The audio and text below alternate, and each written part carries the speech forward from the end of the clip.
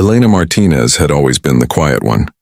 At 34, she'd spent 12 years as a nurse at Riverside Medical Center. She wasn't the boldest or the loudest. She didn't seek attention or praise. She simply showed up every day and did her work with gentle care. That's all she'd ever wanted to do. Care for people. The hospital had assigned her to the VIP wing that morning. A last-minute change. Someone had called in sick and Elena was asked to cover.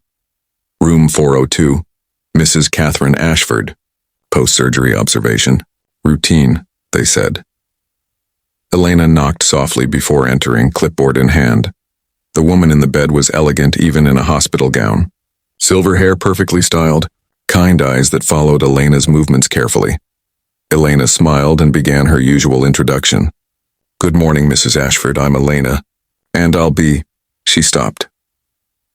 Mrs. Ashford was making gestures with her hands. Apologetic, explanatory. Sign language. The woman was deaf. Elena's heart squeezed with understanding. She'd seen the frustration on patients' faces before when they couldn't communicate. The isolation, the fear.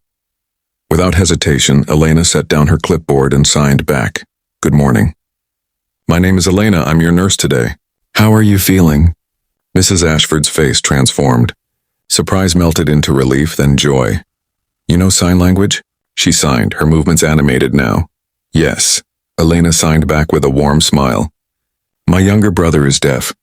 I've been signing since I was 8 years old." "Oh, my dear." Mrs. Ashford's hands moved gracefully. "You have no idea what this means. Most people just talk louder, as if volume will help." Elena laughed silently, her hands responding. "I know. I've seen my brother deal with that his whole life." They fell into easy conversation. Well, easy signing. Elena checked vitals, administered medications, all while keeping up a running dialogue about Mrs. Ashford's comfort, her surgery recovery, her family. "My son will be here soon," Mrs. Ashford signed. "He's always so worried. Hovers like an anxious bird. That means he loves you," Elena signed back. "I know. I just wish he'd stop blaming himself for my accident. It wasn't his fault." "Accidents never are," Elena responded gently. What Elena didn't know was that someone was watching from the doorway. Michael Ashford had arrived early, coffee in hand, preparing himself for another day of careful translation and frustrated attempts to communicate with hospital staff on his mother's behalf. It had been his biggest fear when she'd needed surgery. Not the procedure itself, that was routine, but the communication, the isolation she'd face in a hospital where few people knew sign language. He'd hired a private interpreter for the daytime hours, but they didn't arrive until 9. Now he stood frozen, watching a slight, dark-haired nurse conversing with his mother in fluid, natural sign language, not the awkward, stilted signing of someone who'd learned it from a book, but the comfortable, expressive language of someone who'd lived it. His mother was laughing, actually laughing. When was the last time she'd been this at ease in a medical setting? "The pain medication should help," Elena was signing. "But if you need anything at all, you press this button. I'll come right away. I promise." "You're an angel," his mother signed. "Just a nurse who pays attention," Elena responded with a modest smile. That's when Michael stepped into the room. Elena turned, startled. She saw a tall man in an expensive suit, early 40s, with tired eyes that suddenly looked less tired. "I'm sorry," she said aloud, her voice soft. "I didn't realize you were here. I'm Elena Martinez, your mother's nurse this morning." Michael set down his coffee carefully. He signed as he spoke. "Thank you for speaking with her." "Really speaking with her?"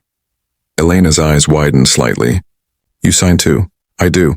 I learned when she lost her hearing 15 years ago. Accident." His hands moved with practiced ease. "But she doesn't often meet people outside our family who can communicate with her so naturally." Mrs. Ashford was beaming, looking between them. "He's single, you know." She signed mischievously to Elena. "Mother." Michael signed, his face coloring. Elena bit back a smile. "That's not really relevant to her post-operative care," she signed diplomatically. "I like her." Mrs. Ashford signed to her son. "She has sense." Over the next 3 days of Mrs. Ashford's hospital stay, Elena was her primary nurse. And each day, Michael found reasons to stay longer during visiting hours. He watched Elena work with quiet competence. The way she anticipated his mother's needs, how she never made his mother's deafness the central fact of her care. It was simply one detail among many. On the third evening, as Elena was finishing her shift, Michael caught her in the hallway. "Miss Martinez," he said, then switched to signing. "Could I speak with you for a moment?" "Of course." Elena's hands moved as she spoke aloud. "Is your mother all right?" She's fine. Better than fine. Because of you." He paused. "I wanted to ask, would you be willing to have coffee with me?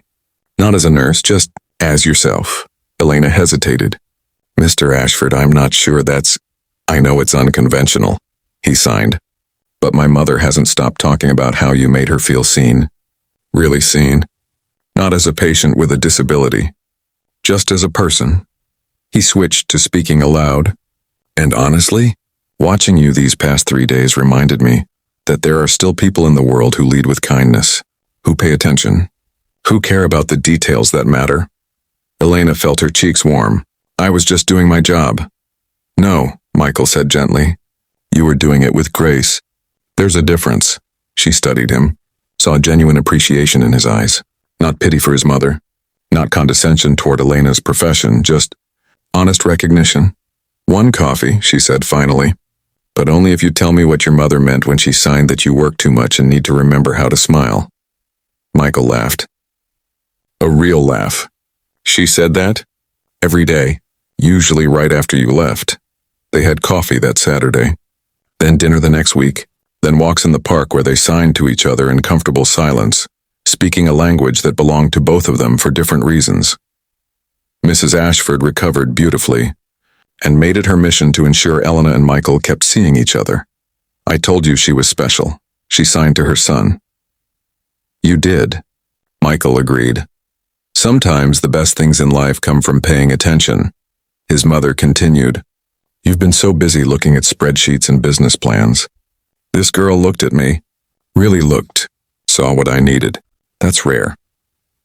6 months later, when Michael asked Elena to dinner at his mother's house, Elena arrived to find Mrs. Ashford grinning like a conspirator.